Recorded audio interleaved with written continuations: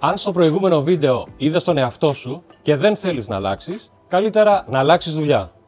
Καλώς ήρθατε στο κανάλι μου. Θα ήθελα να σας πω ότι αυτή την παράσταση την έχω δει πάρα πολλές φορές να παίζεται μπροστά μου. Έτσι λοιπόν, μετά από κάποια στιγμή την έμαθα απ' έξω.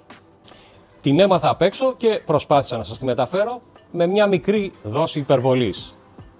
Σε αυτό το σημείο θα ήθελα να σας πω ότι η πώληση είναι δράση. Δεν είναι αδιαφορία, δεν είναι ακινησία. Πρέπει να πλησιάσω τον πελάτη, να τον προσεγγίσω με χαμόγελο, με καλή διάθεση, να νιώσει όμορφα, να του μείνει αξέχαστη αυτή η εμπειρία και να θέλει να ξανάρθει να την ξαναζήσει.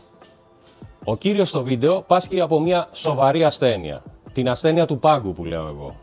Δηλαδή δεν κινείται έξω από τη ζώνη άνεσής του, την comfort.